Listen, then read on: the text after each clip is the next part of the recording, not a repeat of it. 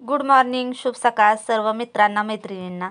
तर मित्रांनो मैत्रिणींनो, आजची पहाट बघा आमची शेडं चालू झाल्या. कारण की आम्ही सकाळी सकाळच्या वाजतात बघा 6, पावणे 6 वाजलेल्या. आम्ही येतोपर्यंत 6 झाले असतील. तर चला सकाळी कोंबड्या बाहेर सोडल्या आणि सकाळची वेळ आहे. आणि सकाळची बघा आमची जनावरं कवा वैरण टाकते त्या, कवा खाद्य टाकते त्या वाट बघत बसले त्या. कारण की आज वेळ झाला शेडावरती यायला. तर कारभाऱ्यांचं सकाळी चाललंय बघा जनावरांना कुट्टी करायची. कारण की रात्री लय वेळ झाला त्यामुळं केली नव्हती. मग आता जनावरांना लागलीच वैरणीची कुट्टी करून टाकली कारभाऱ्यांनी. आणि माझं चाललेलं शेण काढायचं. तर आज जनावरं बांधले त्यांचं शेण काढून बाहेर फेकावं लागतं, बाहेर उकिरड्यावरती. तवर कारभाऱ्यांनी जनावरांना कुट्टा करून वैरण टाकली. आपले खाद्य पण आणि वैरण पण टाकून घेतली. ही बघा पाडी आपल्या गाईला आत्ता झालेली आहे, 20-22 दिवस झाले. तर ह्या जातीचं नाव सांगा, ही कोणत्या जातीची पाडी आहे. तर नक्की कमेंटमध्ये मला सांगा की ही कोणत्या जातीची पाडी आहे. ही जात काय आपल्याला माहिती नाही. तर चला कारभाऱ्यांचं उरकलं की नंतर आपण जनावरांचं दूध वगैरे काढायला घ्यायचं आहे. कारण की 4 ते 5 जनावरांच्या धारा आहेत आपल्याला काढायच्या.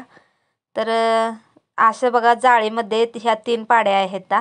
बाहेर सोडल्या की एकमेकीला मारते ती. म्हणजे तिघीजणी मारत नाहीत. त्या आतली एक पाडी आहे ती बाहेरच्या 2 पाड्या मोठ्या आहेत त्यांना मारत्या. म्हणजे छोटी पाडी मोठ्या पाड्यासनी मारत्या. असं होतंय म्हणून त्यांना आतमध्ये जाळीमध्ये ठेवावं लागतं.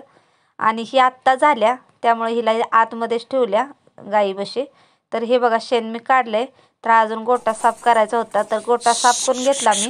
आणि कारभारी बसल्यात गाईंची धार काढायला, म्हणजे दूध काढायला. आणि मला म्हशीची धार काढायला सांगितल्या. तर चला म्हशीची धार काढून घेते मित्रांनो मैत्रिणींनो. तर सकाळचं रुटीन असं असतंय बघा आमचं.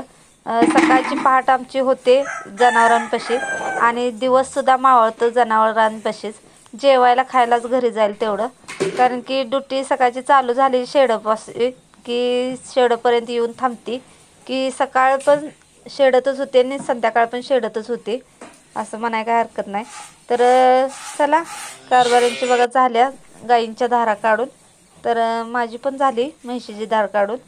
तर आता आपण पाडीला दूध पाजायचं आहे. ती पाडी आहे तिला. तर त्या पाडीला आम्ही दूध पण पाजतो आणि दुधातून अंडे वगैरे पण घालतो. आणि बाहेरच्या पाड्यासनी पण दूध पाजतो. तर चला भरपूर काम आहे अजून. आपली कोंबडी बाहेर सोडली, त्या कोंबडींचा पण ती घाण केलेल्या आतमध्ये रूममध्ये ती साफसफाई करायची आहे. तर आत्ताशी किरणं दिसायला लागलीत बघा सूर्याची. आणि खूप छान वाटतं या. तर थंडी पण भरपूर आहे. तर कारभाऱ्यांचा आमच्या कसं आहे बघा, शर्ट काढलाय आणि तोंडाला मास्क लावलंय का तर कानाला थंडी वाजत्या, गार लागतंय म्हणून. तसं इथं सगळं कारभाऱ्यांचं आमच्या उलटच असतं. तर ही बघा दुधात अंडी फोडून घालते त्या. कारण की त्या बाहेरच्या पाड्यासनी पण घालतो आणि ही आपण पाडीला. तर बघा पाडी आमची. आणि ही कोण म्हणतं बँगलोर पॅच आहे. तर कोणत्या जातीची आहे ही काय आपल्याला कळत नाही. आपण ह्या उद्योगामध्ये नवीनच आहे गाईंच्या. तर नक्की मला कमेंट करून सांगा ही कोणत्या जातीची आहे. आणि खूप छान आहे. आणि तिला आम्ही खाली पिंजराचं काड म्हणतात ना, पिंजराचं म्हणजे भात्यान म्हणतात कोण ती खाली टाकले तिच्या पायाखाली. का तर उठता बसता त्या कोब्यावरती तिच्या पायाचं जखम वगैरे होऊ नये म्हणून.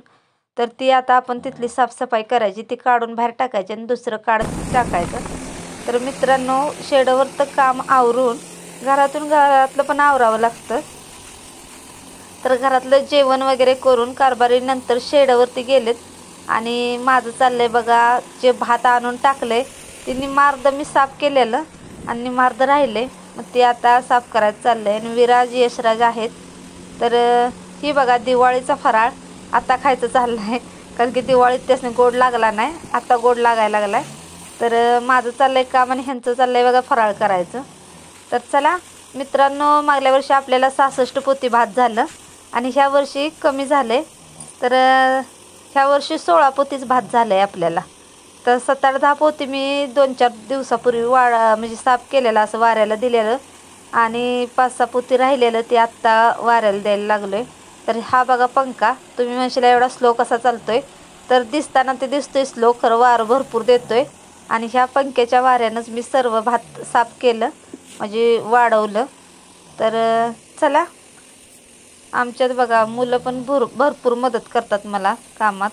तर आता मी भात वाढवले, तर त्या दोघांना आता सांगणार आहे भरायला, कारण की भात वाढवून वाढवून हात भरपूर दुखतेत माझं. त्यामुळेच मी रेस्ट घेतलेला 2-3 दिवस मध्ये 5-7-8 पोती वाढवून. तर आता मुलं बघा लागलेत भरायला, आणि आता किती प्रेम त्यांचं चाललंय उत्तू बघा, की प्रेमानं करते त्याने. बघा ही चालू झालं बघा त्यांचं भांडण.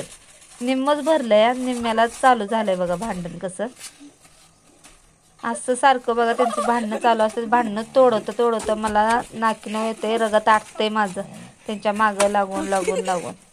आणि त्यांची काय असे नुसते हातानं भांडणं नसतात, आता बघा काठीनं भांडणं चालू झालेत आहेत का, हानी चालू